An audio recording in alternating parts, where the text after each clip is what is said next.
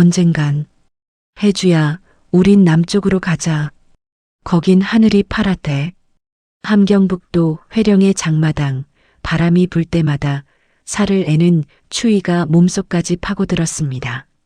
나는 혜주의 손을 꼭 잡고 사람들 틈새를 헤집으며 걸었고 손에 든 낡은 보따리엔 고작 옥수수 서너 개가 들어 있었습니다. 아이는 말이 없었습니다.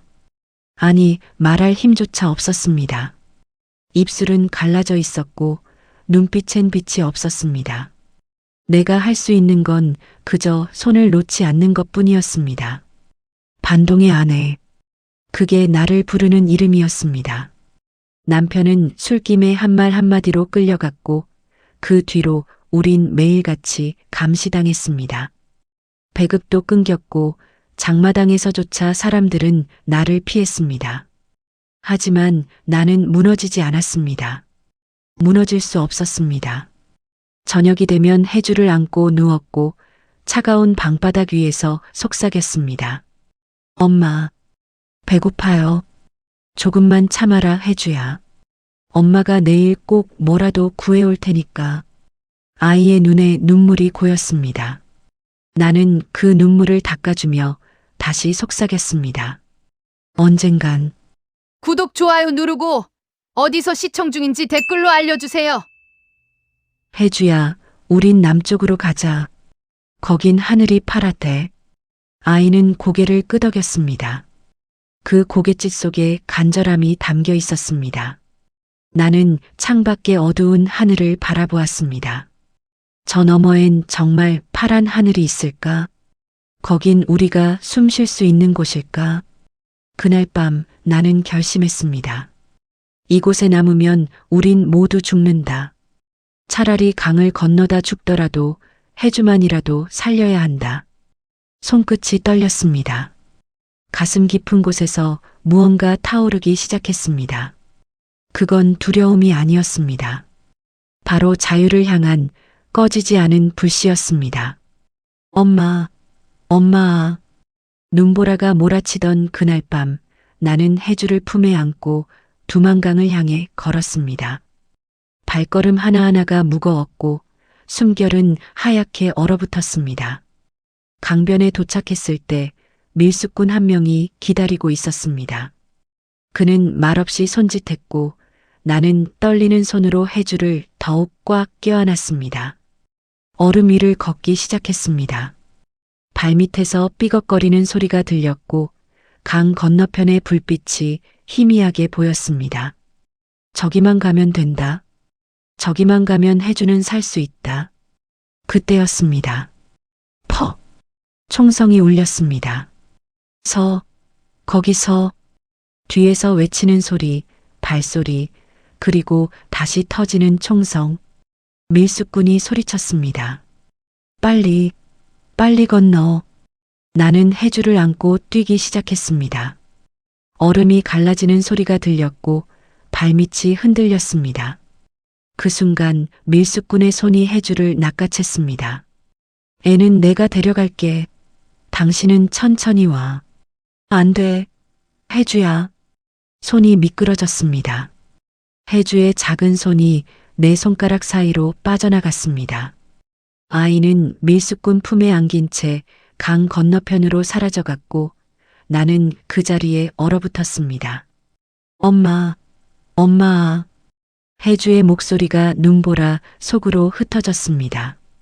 총성이 다시 울렸습니다.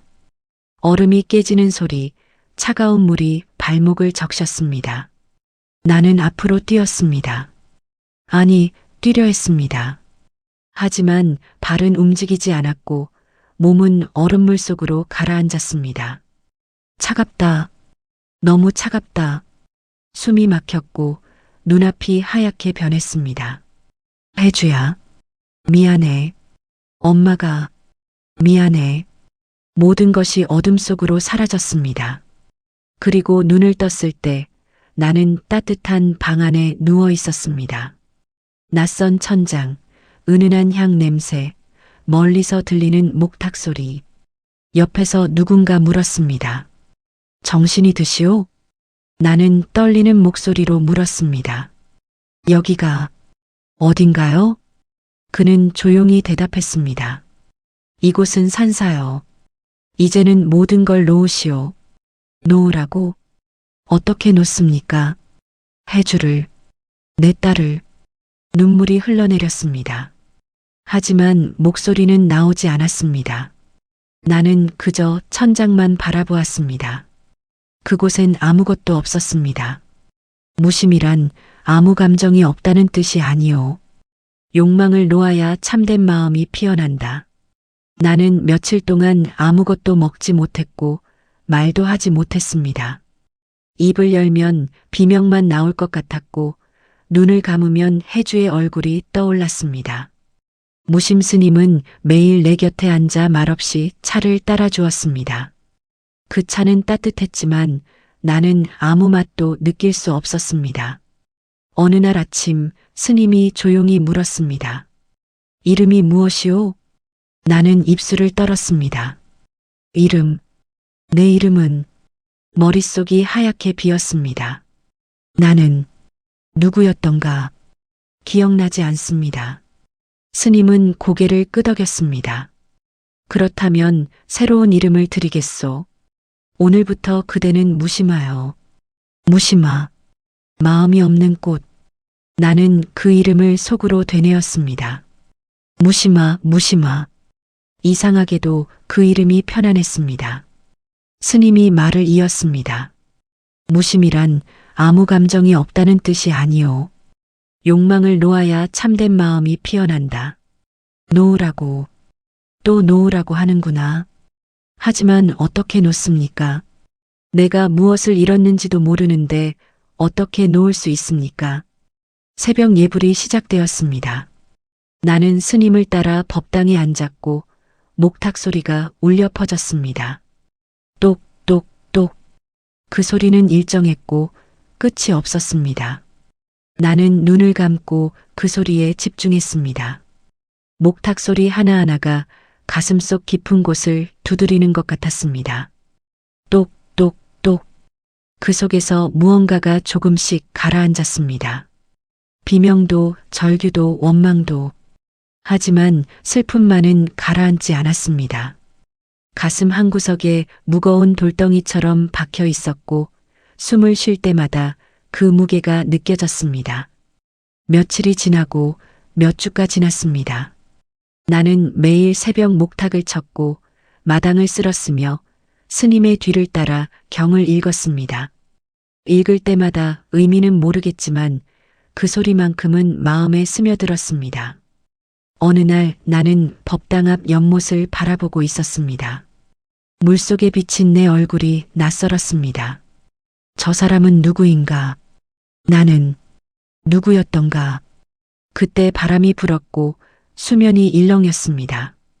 얼굴이 흩어졌다가 다시 모였습니다. 그 순간 나는 깨달았습니다. 아, 나는 지금 다시 태어나고 있구나. 무심화로, 기억 없는 꽃으로. 하지만 가슴속 어딘가에는 여전히 무언가가 남아 있었습니다. 알 수 없는 이름 하나가 목구멍 끝에서 맴돌고 있었습니다. 주, 누구지? 나는 고개를 저었습니다. 그리고 다시 목탁을 잡았습니다. 똑, 똑, 똑. 새벽은 오늘도 깊었습니다. 스님, 제 아들이 돌아오지 않아요. 어떻게 해야 합니까?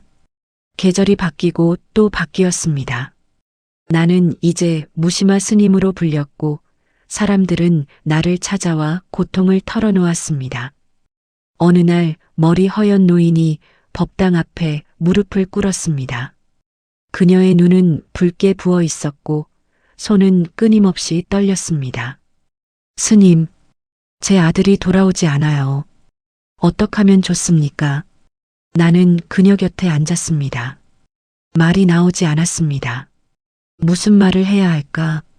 나 역시 무언가를 잃은 사람인데. 하지만 입이 열렸습니다. 돌아오지 않는다는 건 떠났다는 뜻이 아닙니다. 그저 아직 길을 찾고 있는 것뿐입니다. 노인은 고개를 들었고 눈물이 뺨을 타고 흘러내렸습니다. 그럼 기다리면 되는 건가요? 나는 조용히 고개를 끄덕였습니다. 기다림이 괴로울 땐 그 마음을 놓아주십시오. 그래야 아드님도 편히 돌아올 수 있습니다. 노인은 두 손을 모아 절을 올렸고 천천히 산을 내려갔습니다. 나는 그녀의 뒷모습을 바라보며 생각했습니다. 기다림. 나도 누군가를 기다리고 있었던 건 아닐까. 며칠 뒤 젊은 여인이 찾아왔습니다. 그녀는 남편을 잃고 홀로 아이를 키우고 있다고 했습니다. 스님, 전 너무 지쳤어요. 매일이 버거워요. 차라리 모든 걸 놓고 싶어요. 나는 그녀의 손을 잡았습니다. 그 손은 차갑고 거칠었습니다. 놓고 싶다면 놓으십시오. 하지만 그 전에 그대가 무엇을 붙잡고 있는지 먼저 보십시오. 여인은 고개를 숙였습니다. 아이가 있어요. 아이를 지켜야 해요. 그 순간 내 가슴 속에서 무언가가 뜨거워졌습니다. 아이를 지켜야 한다. 나도 그랬던 것 같다. 누군가를 지키려 했던 것 같다. 밤이 되어 혼자 법당에 앉았습니다. 촛불이 흔들렸고 그림자가 벽에 일렁였습니다. 나는 눈을 감고 속으로 물었습니다. 나는 누구를 지키려 했던가? 왜 이렇게 가슴이 아픈가? 희미한 장면이 떠올랐습니다. 차가운 바람, 눈보라, 작은 손, 그리고 목소리 하나. 엄마. 나는 눈을 떴습니다. 심장이 빠르게 뛰었습니다. 엄마, 내가 엄마였던가? 하지만 그 기억은 금방 흩어졌습니다. 안개처럼 피어올랐다가 사라지는 것처럼 나는 다시 목탁을 잡았습니다. 똑똑똑. 기억은 돌아오지 않았지만 마음속엔 확신이 생겼습니다. 나는 누군가를 사랑했다. 그리고 그 사랑은 아직 끝나지 않았다. 새벽이 밝아올 때까지 나는 목탁을 두드렸습니다. 알 수 없는 이름을 부르며 해주야, 해주야. 스님, 혹시 이 십자가 목걸이 본 적 있으세요? 봄이었습니다. 절 마당에 진달래가 피어났고 바람은 따뜻했습니다. 그날도 나는 법당 앞에 앉아 사람들의 이야기를 듣고 있었습니다. 젊은 여인 하나가 계단을 올라왔습니다. 그녀의 걸음은 조심스러웠고 얼굴엔 무언가 간절한 빛이 어려 있었습니다. 여인은 내 앞에 무릎을 꿇었고 떨리는 손으로 주머니를 뒤졌습니다. 그리고 작은 십자가 목걸이를 꺼내 내밀었습니다. 스님, 혹시 이 십자가 목걸이 본 적 있으세요? 그 순간 세상이 멈췄습니다. 십자가, 낡고 작은 은빛 십자가. 손끝이 떨렸습니다. 가슴이 쿵쾅거렸습니다. 나는 그것을 알고 있었습니다. 분명히 알고 있었습니다. 하지만 어떻게? 왜? 여인이 다시 물었습니다. 스님, 괜찮으세요? 나는 입술을 떨며 물었습니다. 그게 어디서 난 거요? 여인의 눈에 눈물이 고였습니다. 이건 제가 어릴 적 엄마한테 받은 거예요. 엄마는 저를 두고 떠났어요. 엄마. 그 단어가 귓속으로 파고들었습니다. 나는 그 목걸이를 바라보았습니다. 떨리는 손을 뻗어 그것을 받아들었습니다. 차갑고 작고 낡았습니다. 하지만 손에 닿는 순간 모든 것이 쏟아졌습니다. 혜주야, 이거 꼭 차고 있어. 엄마가 항상 너랑 함께 있다는 증표야.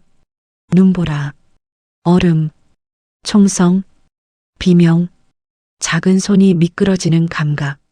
엄마, 엄마. 나는 비틀거렸습니다. 손에서 묵주가 떨어졌고 목걸이를 움켜쥐었습니다. 혜주야. 그 이름이 입 밖으로 나왔습니다. 여인이 눈을 크게 떴습니다. 지금 뭐라고 하셨어요? 나는 그녀를 바라보았습니다. 아, 이 얼굴. 이 눈, 이 목소리, 모든 것이 떠올랐습니다. 나는 이 아이의 엄마였습니다. 나는 이 아이를 두만강에서 잃었습니다. 나는 이 아이를 찾지 못해 미쳐버린 사람이었습니다. 혜주야, 내가 살아있었구나. 눈물이 쏟아졌습니다. 멈출 수 없었습니다. 여인도 떨리는 목소리로 물었습니다. 엄마인가요? 정말 엄마세요? 나는 고개를 끄덕였습니다. 아니, 끄덕이려 했습니다. 하지만 말은 나오지 않았습니다. 그저 눈물만 흘렀습니다. 여인이 다가왔습니다. 그녀의 손이 내 뺨을 어루만졌습니다. 엄마. 그 순간 모든 시간이 멈췄습니다. 목탁 소리도, 바람 소리도, 세상의 모든 소리가 사라졌습니다. 오직 두 사람만 남았습니다. 무심화가 아닌 정혜련, 그리고 그녀의 딸 혜주. 나는 그녀를 끌어안았습니다. 얼마나 오래 그렇게 있었는지 모릅니다. 하지만 그 시간 속에서 나는 알았습니다. 내가 왜 살아남았는지, 왜 이곳에 있었는지, 모든 것은 이 순간을 위한 것이었습니다. 왜 날 버렸어요? 왜 혼자 살았어요? 그날 밤 우리는 마주 앉았습니다. 혜주는 나를 바라보았고 그 눈빛은 차갑게 식어 있었습니다. 감격의 시간은 끝났습니다. 이제 남은 건 질문뿐이었습니다. 혜주가 입을 열었습니다. 왜 날 버렸어요? 그 말이 가슴을 찔렀습니다. 나는 버린 게 아니다. 그럼 뭐예요? 밀수꾼 손에 넘겨놓고 혼자 여기서 편히 사신 거 아니에요? 혜주의 목소리가 떨렸습니다. 그 속엔 수십 년의 외로움이 담겨 있었습니다. 전 매일 밤 울었어요. 엄마가 왜 날 찾으러 오지 않는지, 왜 날 두고 떠났는지. 나는 고개를 숙였습니다. 변명할 수 없었습니다. 혜주가 다시 물었습니다. 기억도 없었다고요? 그럼 한 번도 날 생각하지 않았단 말이에요? 아니다. 매일 생각했다. 내 이름을 몰랐을 뿐이다. 이름을 몰라도 딸은 찾는 거 아니에요? 그 말에 나는 할 말을 잃었습니다. 맞는 말이었습니다. 기억이 없어도 이름을 몰라도 엄마라면 찾아야 했습니다. 하지만 나는 이곳에 머물렀습니다. 편안한 절집에서 무심하라는 이름 뒤에 숨어서 침묵이 흘렀습니다. 나는 떨리는 손으로 혜주의 손을 잡으려 했습니다. 하지만 혜주는 손을 빼버렸습니다. 손대지 마세요. 전 이제 엄마가 필요 없어요. 그 말이 가슴을 도려냈습니다. 필요 없다고, 이미 늦었다고. 나는 눈을 감았습니다. 눈물이 흘러내렸습니다. 미안하다. 정말 미안하다. 미안하다고 다 해요? 그 말로 제 삶이 돌아와요? 혜주의 목소리가 터져 나왔습니다. 전 중국에서 팔려다녔어요. 6살 때부터요. 밥도 못 먹고 맞기만 했어요. 그때마다 엄마를 불렀어요. 근데 엄마는 없었어요. 나는 두 손으로 얼굴을 감쌌습니다. 너무 늦었습니다. 모든 게 너무 늦었습니다. 나는 널 버린 게 아니다. 목소리가 갈라졌습니다. 나는 나 자신을 놓지 못해. 널 잃은 거다. 혜주가 고개를 들었습니다. 무슨 말이에요? 나는 천천히 말했습니다. 나는 내가 죽었다고 생각했다. 강에서 너를 잃은 그날 나도 죽었어야 했다. 하지만 살아남았고 기억을 잃었다. 그리고 그 기억을 되찾는 게 무서워서 무심하라는 이름 뒤에 숨었다. 눈물이 멈추지 않았습니다. 나는 겁쟁이였다. 너를 잃은 고통을 마주할 용기가 없었다. 혜주는 말없이 나를 바라보았습니다. 그 눈엔 여전히 차가움이 남아 있었지만 조금씩 녹아내리고 있었습니다. 엄마. 혜주가 조용히 불렀습니다. 전 엄마를 원망했어요. 평생을요. 나는 고개를 끄덕였습니다. 원망해라. 그게 당연하다. 혜주의 눈에서 눈물이 흘러내렸습니다. 근데 지금 보니까 혜주가 흐느꼈습니다. 엄마도 많이 아팠네요. 그 순간 혜주가 나를 끌어안았습니다. 차갑게 얼어있던 두 마음이 그렇게 녹아내렸습니다. 우리는 한참을 그렇게 울었습니다. 밤은 깊었고 달빛만이 우리를 비추고 있었습니다. 이제 내 이름을 기억했으니 나는 갈 수 있다. 며칠이 지났습니다. 혜주는 매일 절에 올라왔고 우리는 함께 차를 마셨습니다. 말은 많지 않았지만 그 침묵은 따뜻했습니다. 하지만 나는 알고 있었습니다. 내 몸이 조금씩 무너지고 있다는 것을. 손끝에 힘이 빠졌고 숨이 가빠졌습니다. 목탁을 들 때마다 가슴이 조였습니다. 어느 날 아침 나는 혜주를 불렀습니다. 혜주가 달려왔고 내 곁에 앉았습니다. 엄마, 괜찮으세요? 나는 고개를 끄덕였습니다. 하지만 목소리는 떨렸습니다. 혜주야. 네, 엄마. 엄마가 할 말이 있다. 혜주는 내 손을 꼭 잡았습니다. 그 손은 따뜻했습니다. 나는 천천히 말했습니다. 내 이름을 기억했으니 이제 나는 갈 수 있을 것 같다. 혜주의 얼굴이 굳었습니다. 무슨 말씀이세요? 어딜 가신다는 거예요?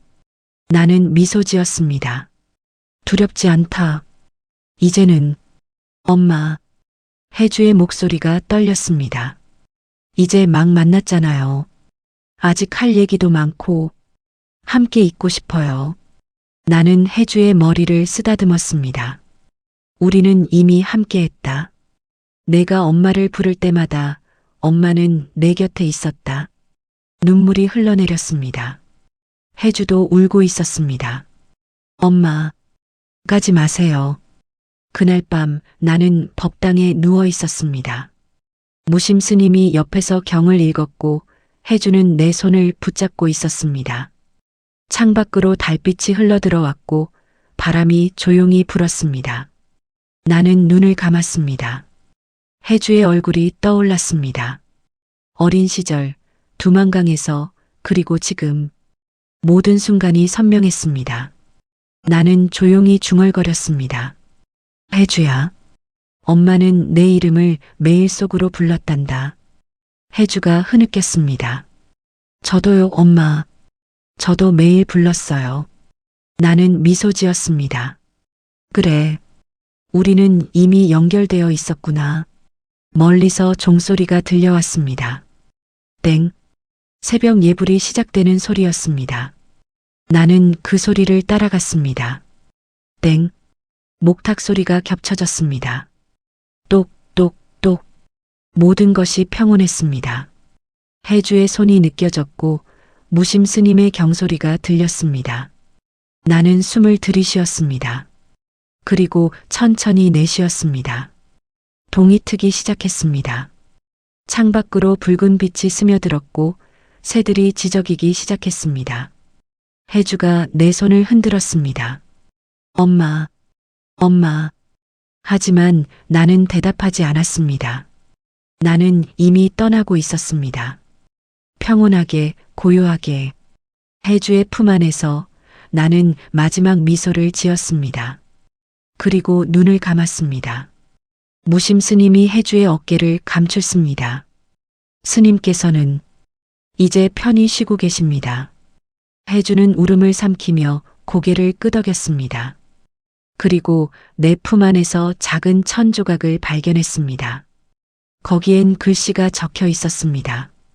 혜주야, 엄마는 내 이름을 매일 속으로 불렀단다. 혜주는 그 천 조각을 가슴에 안았습니다. 그리고 창밖을 바라보았습니다. 해가 떠오르고 있었습니다. 새로운 날이 시작되고 있었습니다.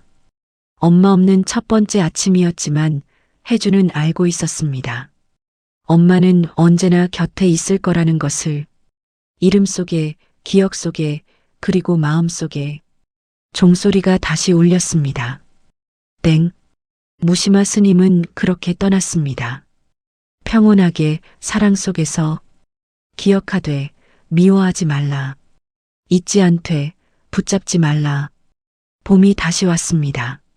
절 뒷뜰에는 작은 돌비 하나가 세워져 있었고 그 아래 무시마 스님의 유골이 묻혔습니다. 비석엔 글귀가 새겨져 있었습니다. 기억하되 미워하지 말라. 잊지 않되 붙잡지 말라. 나는 그 앞에 무릎을 꿇고 앉았습니다.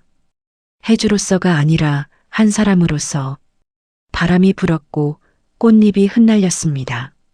나는 가만히 그 바람을 느꼈습니다. 엄마는 이제 없습니다. 하지만 사라진 게 아닙니다. 이 바람 속에, 이 꽃 속에, 그리고 내 안에 살아 숨쉬고 있습니다. 무심 스님이 내 곁에 앉았습니다. 자주 오시는군요. 나는 고개를 끄덕였습니다. 이곳에 오면 마음이 편해요. 스님은 잠시 침묵하다가 말했습니다.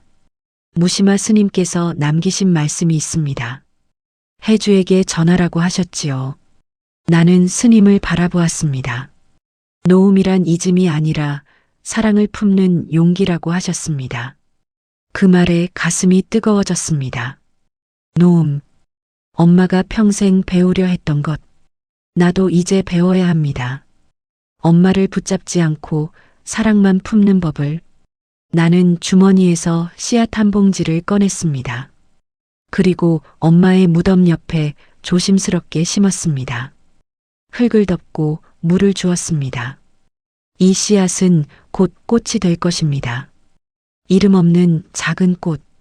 하지만 그 꽃은 누구보다 깊은 향기를 풍길 것입니다. 바로 무시마처럼. 계절이 바뀌었습니다. 나는 가끔 절을 찾았고 엄마 무덤 앞에 앉아 이야기를 나누었습니다. 엄마, 오늘은 날씨가 좋아요. 엄마가 좋아하던 그런 날이에요. 바람이 대답하듯 불어왔습니다. 전 이제 괜찮아요. 엄마 덕분에 살아가는 법을 배웠어요. 무덤 옆에 심은 꽃이 피어나기 시작했습니다. 작고 하얗고 향기로운 꽃. 이름은 없지만 누구보다 아름다운 꽃. 나는 그 꽃을 바라보며 미소 지었습니다. 어느 날 한 노인이 저를 찾아왔습니다. 그녀는 무시마의 무덤 앞에 섰고 오랫동안 그 자리에 머물렀습니다. 나는 그녀에게 다가가 물었습니다.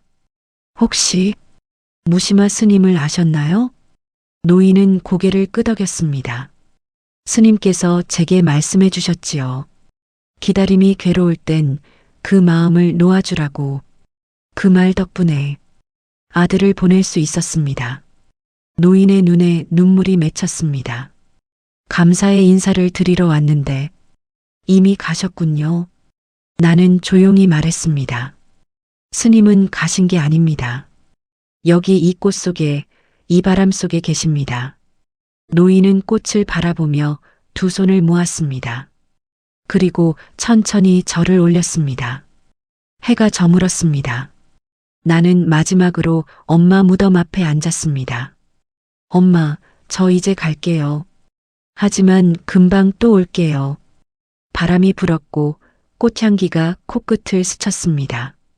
나는 일어서서 산을 내려갔습니다. 뒤돌아보지 않았습니다.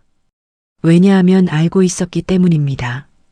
엄마는 언제나 내 곁에 있다는 것을.